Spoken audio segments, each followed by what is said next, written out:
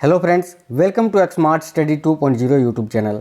तो साथियों, आज भारत का भूगोल, संपूर्ण भूगोल के top 100 multiple choice questions class में करेंगे, जो कि साथियों परीक्षाओं में बार बार पूछा जाता है।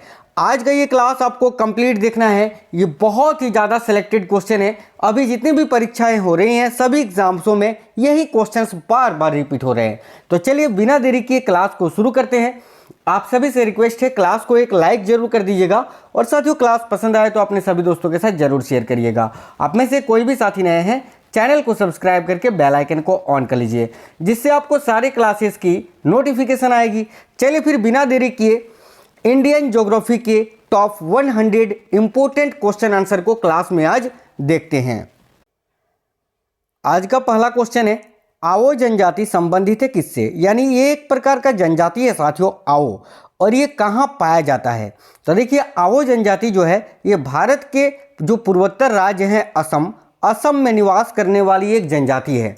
तो इस क्वेश्चन का राइट आंसर हो जाएगा ऑप्शन नंबर बी, असम। आपसे जब भी पूछे आओ जनजाति भारत के किस राज्य में निवास करते हैं, तो असम में। हाथी किस राष्ट्रीय उद्यान में पाया जाता है? तो देखिए, इनमें से वो कौन सा राष्ट्रीय उद्यान है यानी नेशनल पार्क है जहां पर हाथी पाया जाता है? तो इस क्वेश्चन का राइट आंसर हो जाएगा नागरहोल राष्ट्रीय उद्यान। देखिए, नागरहोल राष्ट्रीय उद्यान में हाथी पाया जाता है, तो ऑप्शन नंबर ए करेक्ट हो जाएगा। ये क्वेश्चन रिपीट हो गया है। आगे देखते हैं, प्रायद्वीपीय भारत की सबसे बड़ी नदी कौन सी है? ये क्वेश्चन बहुत ही ज़्यादा पूछा जाता है। तो साथियों ध्यान दीजिए, प्रायद्वीपीय भारत की सबसे बड़ी नदी है गोदावरी।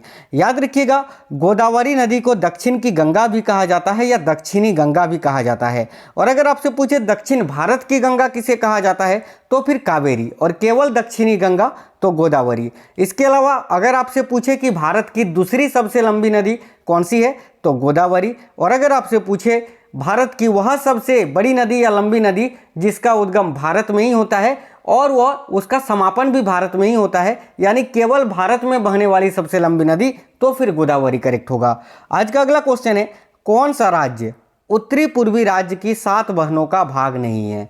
तो देखिए, उत्तरी पूर्वी राज्य में कुल सात राज्य हैं।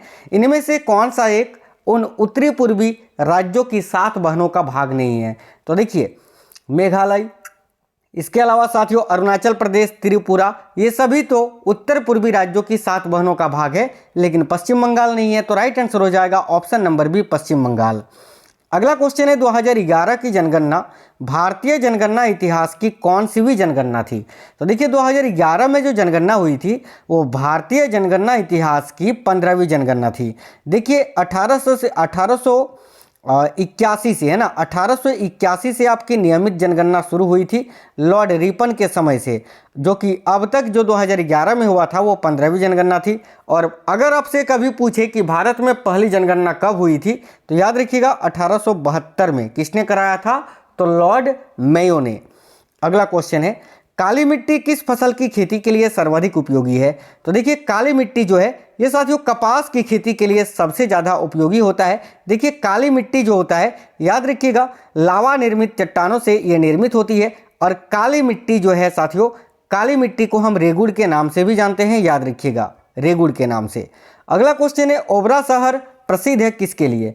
तो देखिए, ओबरा शहर जो है ये थर्मल पावर प्लांट के लिए जाना जाता है, यानी ऑप्शन नंबर भी राइट आंसर होगा, थर्मल पावर प्लांट के लिए। नेक्स्ट क्वेश्चन है, यमुना एक्सप्रेसवे ये किसको किससे जोड़ता है? देखिए, ये क्वेश्चन भी बहुत ही ज़्यादा पूछा जाता है। तो यमुना एक्सप्रेसवे जो है ये ग्रेटर नोएडा से आगरा तक विस्तृत है। ऑप्शन नंबर भी करेक्ट हो जाएगा। किस बंदरगाह को भारत का प्रवेश द्वार कहा जाता है? वेरी वेरी इंपॉर्टेंट क्वेश्चन है।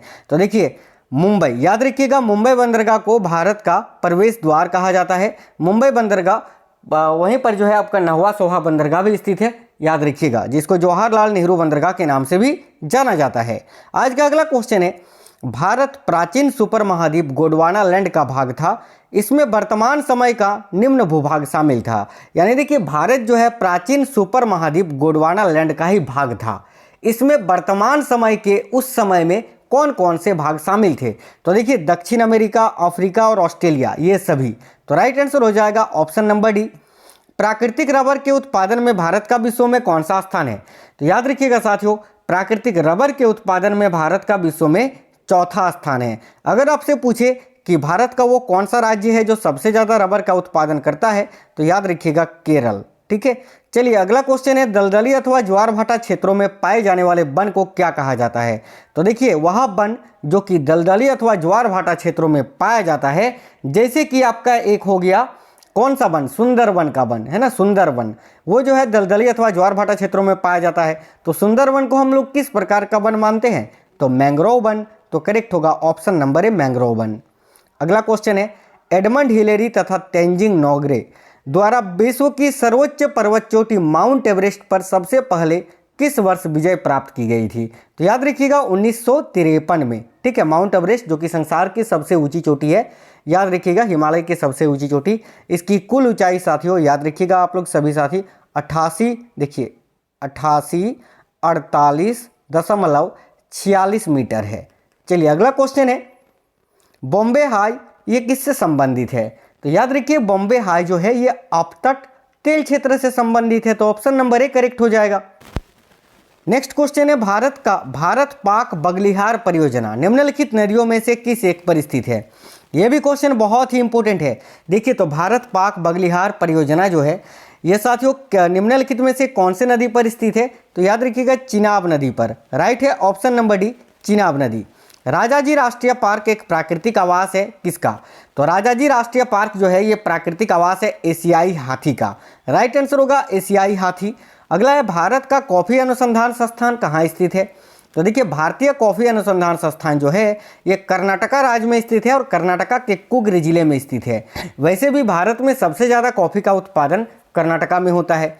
अगला क्वेश्चन है, पश्चिमी घाट पर पाई जाने वाली वनस्पति का प्रकार कैसा है। यानी पश्चिमी घाट पर जो वनस्पति पाई जाती है वो किस प्रकार की वनस्पति होती है। तो याद रखिएगा सदाहरित वनस्पति। राइट है ऑप्शन नंबर ए। देखिए चुखा जल विद्युत परियोजना जो कि भारत एवं भूटान की संयुक्त परियोजना है, यह किस नदी पर स्थित है। इंपॉर्टेंट क्वेश्चन है। तो याद रखिएगा चुखा जल विद्युत परियोजना जो कि भारत एवं भूटान की संयुक्त परियोजना है, ये साथियों किस नदी पर स्थित है। तो बांगचू नदी पर। करेक्ट आएगा ऑप्शन नंबर सी, बांगचू नदी। देखिए क्वेश्चन आपके एसएससी के सभी एग्जाम्स के लिए, रेलवे के सभी एग्जाम्स के लिए, MP police, UP police, Bihar police, Delhi police, Rajasthan police, सभी एग्जाम्स के लिए, army, GD, navy, BSF, CISF, CRPF, SSB, सभी एग्जाम्स के लिए ये बहुत ही ज़्यादा इंपॉर्टेंट है। ठीक है, देखिए जनसंख्या घनत्व का अर्थ क्या होता है।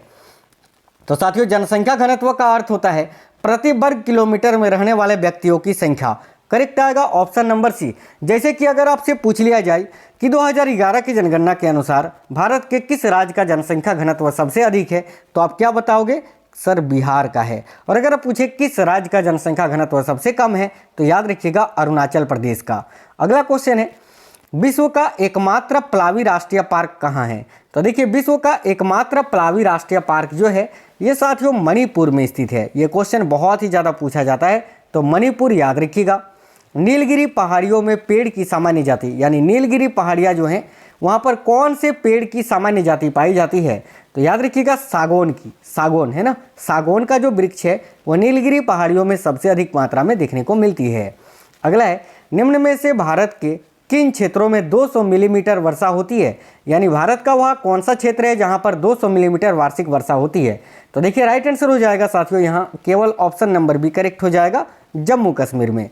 अगला क्वेश्चन है, भारत में कितने जलमार्ग राष्ट्रीय जलमार्ग के रूप में अधिसूचित किए जा चुके हैं। तो अभी तक साथियों 6 याद रखिएगा।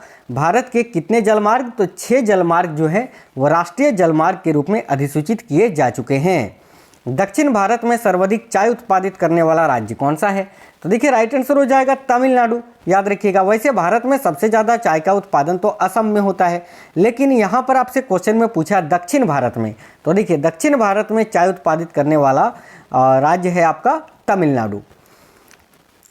भारत के पश्चिमी तट का उत्तरी भाग किस रूप में जाना जाता है। तो याद रखिएगा भारत का जो पश्चिमी तट है और उसका जो उत्तरी भाग है उसको हम कांकना तट के नाम से जानते हैं। तो राइट होगा ऑप्शन नंबर 1 कांकना तट। किस मिट्टी का निर्माण बोसाल्ट चट्टानों के विखंडन से हुई है। तो करेक्ट आंसर हो जाएगा साथियों काली मिट्टी का, ब्लैक सॉइल का। नेक्स्ट क्वेश्चन है, निम्नलिखित में से वह नदी कौन सी है जो एक विभ्रंश घाटी से होकर बहती है। तो देखिए करेक्ट आंसर हो जाएगा नर्मदा।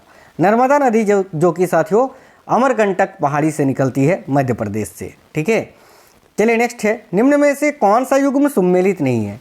तो देखिए इनमें से कौन सा एक जोड़ा गलत है, यही आपको बताना है। चलिए देखते हैं। सांभर झील राजस्थान में है, चिल्का झील उड़ीसा में है, कोलोरू झील आंध्र प्रदेश में है, लोनार झील ये मध्य प्रदेश में नहीं, ये तो महाराष्ट्र में है ना। तो यही जोड़ा गलत है, तो यही आपका राइट होगा, ऑप्शन नंबर बी। विश्व का सबसे बड़ा कोबाल्ट उत्पादक देश कौन सा है? तो याद रखिएगा विश्व का सबसे बड़ा कोबाल्ट उत्पादक देश है जायरे। जायरे का आधुनिक नाम है साथियों कांगो गणराज्य, याद रखिएगा। अगला, निम्नलिखित में से कौन सा एक विश्व का ब्रेड बास्केट यानी विश्व की रोटी की डालिया के नाम से जाना जाता है? तो विश्व की रोटी की डालिया शीतोष्ण घास प्रदेश को कहा जाता है, राइट होगा ऑप्शन नंबर सी। सूर्य के चारों ओर घूमने वाले खगोलीय पिंड क्या कहलाते हैं? तो सूर्य के चारों ओर जो खगोलीय पिंड घूमते हैं उनको ग्रह कहते हैं साथियों, याद रखिएगा। अभी वर्तमान में सौरमंडल में 8 मूल ग्रह हैं, ये आपको याद रखना है। पृथ्वी के अतिरिक्त किस ग्रह पर ऋतु परिवर्तन संभव है? तो जाहिर सी बात है इसका राइट आंसर होगा मंगल। जिस तरह भारत में ऋतु परिवर्तन होता है, ग्रीष्म ऋतु, शरद ऋतु, वर्षा ऋतु, उसी तरह पृथ्वी के अलावा कौन सा एक ग्रह है जहाँ पर ऋतु परिवर्तन है? तो भाई जहाँ पर जीवन संभव होगा वहीं पर, तो पृथ्वी के अलावा केवल मंगल ग्रह पर ही जीवन संभव है, तो मंगल ग्रह इस क्वेश्चन का राइट आंसर हो जाएगा। पृथ्वी पर दिन रात की अवधि समान होती है कहाँ पर? तो देखिए पृथ्वी पर भूमध्य रेखा पर दिन और रात की अवधि जो होती है वो एक समान होती है। ये क्वेश्चन बहुत ही ज़्यादा पूछा जाता है, याद रखिएगा भूमध्य रेखा पर। रेनेल जलधारा किस महासागर की जलधारा है? तो देखिए रेनेल जलधारा जो है ये साथियों अटलांटिक महासागर की जलधारा है, याद रखिए ऑप्शन नंबर ए। विश्व में सबसे शुष्कतम मरुस्थल कौन सा है, यानी विश्व का सबसे सूखा मरुस्थल कौन सा है? तो देखिए विश्व का सबसे बड़ा मरुस्थल पूछे तो सहारा करेक्ट आंसर होगा, और सबसे शुष्कतम मरुस्थल पूछे तो आटाकामा मरुस्थल होगा, जो कि उत्तरी अमेरिकी देश चिली में स्थित है। आज का अगला क्वेश्चन है, 10 लाख हाथियों की भूमि के नाम से कौन जाना जाता है? तो याद रखिएगा 10 लाख हाथियों की भूमि के नाम से लाओस को जाना जाता है साथियों, राइट है ऑप्शन नंबर ए लाओस। विश्व का सबसे लंबा रेलमार्ग कौन सा है? तो देखिए करेक्ट आंसर होगा ट्रांस साइबेरियन रेलमार्ग, जो कि रूस में स्थित है, जो कि विश्व का सबसे लंबा रेलमार्ग है। विश्व की सभी नदियों में किसकी संभावित जल विद्युत क्षमता अधिक है? तो देखिए विश्व की सभी नदियों में कौन सी वो नदी है जिसकी संभावित जल विद्युत क्षमता जो है वो अधिकतम है? तो याद रखिएगा कांगो नदी की, जिसको जायरे नदी के नाम से भी जानते हैं। अगला, कोयला संसाधन की दृष्टि से संपन्न रूहर औद्योगिक क्षेत्र किस देश में स्थित है? तो देखिए रूहर औद्योगिक क्षेत्र जो कि कोयला के लिए जाना जाता है, यह साथियों जर्मनी देश में स्थित है, राइट है ऑप्शन नंबर सी। निम्नलिखित में से कौन सी जल परिवहन नहर उत्तरी सागर को बाल्टिक सागर से जोड़ती है? तो देखिए राइट आंसर हो जाएगा किल नहर। किल नहर जो है साथियों ये याद रखिए उत्तरी सागर को बाल्टिक सागर से जोड़ती है। सौरमंडल के तापमान का सबसे तप्त परत है क्यों? तो देखिए सौरमंडल में तापमान का सबसे तप्त परत स्थित है क्योंकि यह क्या है, बिल्कुल यह पृथ्वी के पृष्ठ से तप्त हो जाती है, राइट होगा ऑप्शन नंबर सी। विश्व में यूरेनियम के महत्वपूर्ण उत्पादक कौन से देश हैं? तो याद रखिएगा विश्व के यूरेनियम में महत्वपूर्ण उत्पादक देश है कजाकिस्तान और Canada, option number C correct है। निम्नलिखित में से किस जलधारा को क्रिसमस के बच्चे की धारा कहते हैं? यह भी क्वेश्चन बहुत ज़्यादा पूछा जाता है, तो याद रखिए अल्नीनो जलधारा को, ऑप्शन नंबर सी, इसको क्रिसमस के बच्चे की धारा के रूप में भी जाना जाता है। किस प्राकृतिक प्रदेश में सबसे अधिक दैनिक तापमान पाया जाता है? तो वह प्राकृतिक प्रदेश कौन सा है जहाँ पर सबसे ज़्यादा या सबसे अधिक दैनिक तापमान पाया जाता है? तो याद रखिए उष्ण मरुस्थलीय प्रदेश में, ऑप्शन नंबर सी। भूगोल का जनक किसे कहा जाता है? तो साथियों याद रखिएगा बहुत ही इंपॉर्टेंट क्वेश्चन है, इरेटोस्थनीज को भूगोल का जनक कहा जाता है। अगला है, मानव भूगोल का पिता निम्नलिखित में से किसे कहा जाता है? देखिए भूगोल का जनक पूछे तो इरेटोस्थनीज और मानव भूगोल का पिता पूछे तो कार्ल रिटर, राइट आंसर आएगा ऑप्शन नंबर ए। देखिए भूगोल को मानव परिस्थितिकी में परिभाषित करने वाला विद्वान कौन है? तो भूगोल को मानव परिस्थितिकी में परिभाषित करने वाला जो विद्वान है वो कौन है? तो देखिए आपको याद रखना है साथियों H.H. बैरोज, करेक्ट आएगा option number C. Next question है, भू आकृति विज्ञान का जन्मदाता किसे माना जाता है? तो करेक्ट आंसर हो जाएगा पैसल को। याद रखिएगा ये क्वेश्चन पूछा जाता है साथियों, भू आकृति विज्ञान का जन्मदाता पैसल को माना जाता है। सौरमंडल के बारे में विश्व के समक्ष जानकारी प्रस्तुत करने का श्रेय किस विद्वान को है? तो देखिए सौरमंडल के बारे में विश्व के समक्ष जानकारी प्रस्तुत करने का श्रेय कोपरनिकस को दिया जाता है। Option number 1 Copernicus. याद रखिए सौरमंडल की खोज कोपरनिकस ने ही की थी। और अगर आपसे पूछे ग्रह गति का सिद्धांत किसने दिया था तो केपलर ने। भूगोल भूतल का अध्ययन है ऐसा किसने कहा था तो भाई देखिएगा भूगोल भूतल का अध्ययन है ऐसा कांट ने कहा था। ऑप्शन नंबर सी राइट होगा कांट। ग्रहों की गति का नियम प्रतिपादित किसने किया था अभी मैंने बताया आपको कि साथियों केपलर ने किया था। ऑप्शन नंबर 1 करेक्ट होगा। नॉर्वे में अर्धरात्रि के समय सूर्य कब दिखाई देता है। देखिए मध्यरात्रि या अर्धरात्रि के सूर्य का देश कहा जाता है नॉर्वे को, आपने पढ़ा होगा। लेकिन नॉर्वे में अर्धरात्रि के समय सूर्य कब दिखाई देता है तो याद रखिएगा साथियों 21 जून को। ऑप्शन नंबर बी करेक्ट है। सौरमंडल का जन्मदाता किसे कहा जाता है तो करेक्ट आंसर हो जाएगा सूर्य को। Option number D. अंतरिक्ष में कुल कितने तारामंडल हैं तो देखिए अंतरिक्ष में कुल 89 तारामंडल हैं। ऑप्शन नंबर डी करेक्ट है। सूर्य के सबसे दूर में कौन सा ग्रह स्थित है तो याद रखिएगा साथियों सूर्य के सबसे दूर में कौन सा ग्रह है तो वरुण राइट है। Option number C Varun. सौरमंडल का अत्यधिक तीव्र ग्रह कौन सा है तो देखिए सौरमंडल का अत्यधिक तीव्र ग्रह है साथियों बुध, यानी सबसे गर्म ग्रह बुध है। आज का अगला क्वेश्चन है 2 ग्रह जिसके उपग्रह नहीं है, यानी सौरमंडल का वह कौन सा 2 ग्रह इनमें से जिनके कोई भी उपग्रह नहीं है तो याद रखिएगा शुक्र और बुध का कोई भी उपग्रह नहीं है। यूरोपवासी किस ग्रह की पूजा देवी के रूप में करते थे तो देखिए राइट आंसर हो जाएगा शुक्र। वैसे भी शुक्र को सौंदर्य का देव हम कहते हैं, ठीक है। शुक्र को भोर तारा और शाम का तारा भी कहते हैं और यूरोपवासी देवी के रूप में शुक्र की पूजा किया करते हैं। पृथ्वी के किस भाग में निकेल और लोहा की प्रधानता है, यानी पृथ्वी का जो भाग है सीमा नीफेसियाल, इनमें से वो कौन सा भाग है जहां निकेल और लोहा पाया जाता है तो याद रखिएगा नीफे में। ऑप्शन नंबर बी करेक्ट होगा, बीच वाला जो भाग होता है नीफे। अगला है पृथ्वी के भूपट्टी में कौन सा तत्व है जो प्रचुर मात्रा में पाया जाता है तो देखिए राइट आंसर हो जाएगा साथियों एल्युमिनियम। पृथ्वी के भूपट्टी में एल्युमिनियम सबसे प्रचुर मात्रा में पाया जाता है। कुल अक्षांशों की संख्या कितनी है, बहुत ही इंपॉर्टेंट क्वेश्चन है, ध्यान से देखिएगा। बिल्कुल तो याद रखिएगा साथियों कुल अक्षांशों की संख्या आपका 180 है और कुल देशांतरों की संख्या 360, ठीक है। अगला क्वेश्चन है निम्नलिखित नगरों में से कौन सा एक भूमध्य रेखा के सर्वाधिक निकट है तो राइट आंसर हो जाएगा सिंगापुर। देखिए ये जो नगर है सिंगापुर, मनीला, जकार्ता, इनमें से कौन सा एक भूमध्य रेखा के सबसे निकट है तो सिंगापुर। ग्रीनविच किस देश में स्थित है तो ग्रीनविच ये यूनाइटेड किंगडम में है, यानी यूके में। राइट आएगा ऑप्शन नंबर ए। एक देशांतर को पार करने में 2 स्थानों के स्थानीय समय के बीच क्या अंतर होता है तो देखिए 1 डिग्री देशांतर को पार करने में 4 मिनट का समय लगता है साथियों, याद रखिएगा। और वहीं 15 डिग्री देशांतर को पार करने में 1 घंटे का समय लगता है, ठीक है। अगला है कोयला किस चट्टान में पाया जाता है तो देखिए कोयला जो होता है ये परतदार चट्टान में पाया जाता है। ऑप्शन नंबर ए राइट होगा। निम्नलिखित में से कौन कायांतरित सेल का उदाहरण है तो देखिए साथियों संगमरमर जो होता है संगमरमर ये कायांतरित चट्टान में पाया जाता है या कायांतरित सेल का ही उदाहरण होता है तो संगमरमर करेक्ट होगा। पृथ्वी के वायुमंडल का कितना प्रतिशत भाग 29 किलोमीटर की ऊंचाई तक पाया जाता है तो पृथ्वी का जो वायुमंडल है उसका 97% भाग जो है वो साथियों 29 किलोमीटर की ऊंचाई तक पाया जाता है। मेघ गर्जन वायुमंडल की किस परत में होता है तो याद रखिएगा सौरमंडल में, ट्रोपोस्फेयर में। मौसम संबंधी घटनाएं जितनी भी हैं वो सौरमंडल में होती हैं, ठीक है। देखिए सूर्य की तीव्र किरणों द्वारा झुलसने से वायुमंडल की कौन सी गैस हमारी रक्षा करती है तो करेक्ट आंसर हो जाएगा ओजोन। देखिए सूर्य से आने वाली जो हानिकारक पराबैंगनी किरणें होती हैं उनको अवशोषित कर लेता है ओजोन परत, याद रखिएगा। तो करेक्ट आंसर हो जाएगा ऑप्शन नंबर बी ओजोन। अगला है निम्नलिखित में से किसे प्रकृति का सुरक्षा बल्ब कहा जाता है तो याद रखिएगा साथियों प्रकृति का सुरक्षा बल्ब ज्वालामुखी को कहा जाता है। Option number A. विश्व का सबसे ऊंचा ज्वालामुखी पर्वत जो है कोटोपेक्सी, ये कहाँ स्थित है तो देखिए ध्यान दीजिएगा। अगर आपसे पूछे विश्व का सबसे ऊंचा ज्वालामुखी पर्वत कौन सा है तो याद रखिएगा माउंट कोटोपेक्सी। और ये कहाँ पर स्थित है तो ये इक्वाडोर में स्थित है। ऑप्शन नंबर डी करेक्ट हो गया। पठारी क्षेत्रों में विश्व की कितनी प्रतिशत जनसंख्या निवास करती है तो राइट आंसर हो जाएगा ऑप्शन नंबर सी 9%। हिमालय की उत्पत्ति किस भूसन्नति से हुई है तो ध्यान दीजिएगा हिमालय की उत्पत्ति किस भूसन्नति से हुई है तो टेथिस से। Option number B Tethys. Mount Erebus ज्वालामुखी निम्नलिखित में से किस महाद्वीप में स्थित है तो साथियों ये भी क्वेश्चन बहुत इंपॉर्टेंट है, याद रखिएगा। माउंट एरेबस ज्वालामुखी ये किस महाद्वीप में है तो ये अंटार्कटिका में स्थित है। Option number A.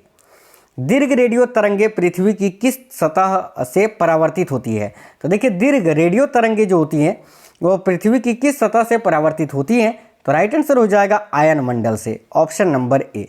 अगला है चक्रवात का शांत क्षेत्र क्या कहलाता है? तो साथियों चक्रवात का जो शांत क्षेत्र होता है उसको हम चक्षु के नाम से जानते हैं, ऑप्शन नंबर ए।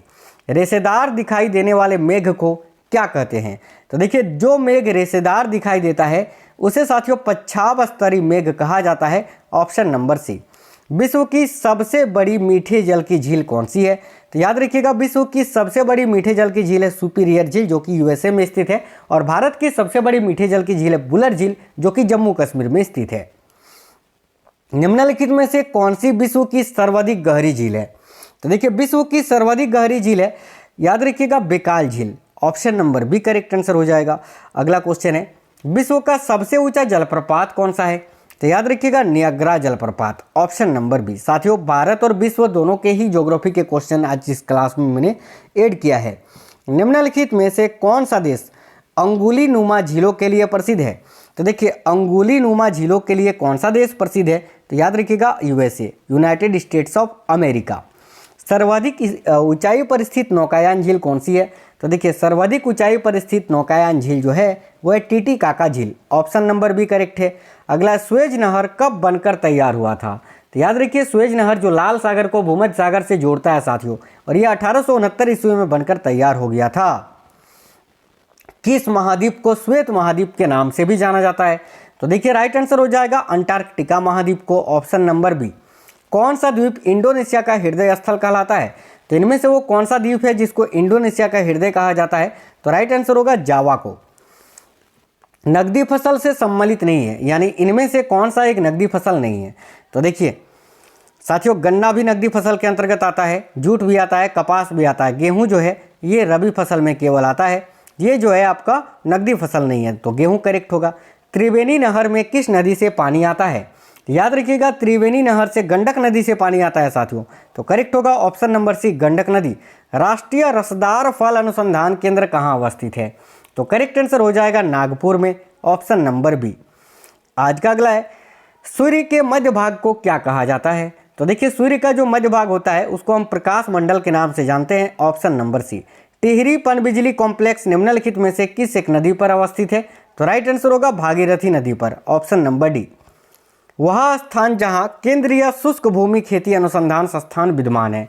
तो देखिए करेक्ट आंसर हो जाएगा हैदराबाद में, ऑप्शन नंबर डी। सरिस्का पक्षी विहार कहाँ अवस्थित है? तो साथियों ये भी क्वेश्चन बहुत ज़्यादा पूछा जाता है, याद रखिएगा राजस्थान में, ऑप्शन नंबर डी। देखिए खगचनजेंदा राष्ट्रीय उद्यान कहाँ स्थित है? तो खगचनजेंदा राष्ट्रीय उद्यान ये सिक्किम राज्य में स्थित है, ऑप्शन नंबर ए करेक्ट होगा। चंद्रप्रभा वन्यजीव अभयारण्य कहाँ अवस्थित है? तो साथियों चंद्रप्रभा वन्यजीव अभयारण्य ये उत्तर प्रदेश में स्थित है, option number A. Next national would fossil park कहाँ है? तो याद रखिएगा नेशनल वुड फॉसिल पार्क जो है ये आपका जैसलमेर में स्थित है, राजस्थान में, ऑप्शन नंबर बी। निम्नलिखित में से किस राज्य में पेट्रो रसायन उद्योग के लिए आदर्श दशाएं पाई जाती हैं? तो करेक्ट होगा साथियों गुजरात राज्य में, option number B. Diesel locomotive कारखाना ये कहाँ अवस्थित है? तो याद रखिए डीजल लोकोमोटिव कारखाना जो है ये कहाँ पर स्थित है? तो साथियों कपूरथला में, माफ करना यार वाराणसी में है ना, ऑप्शन नंबर सी करेक्ट हो जाएगा वाराणसी।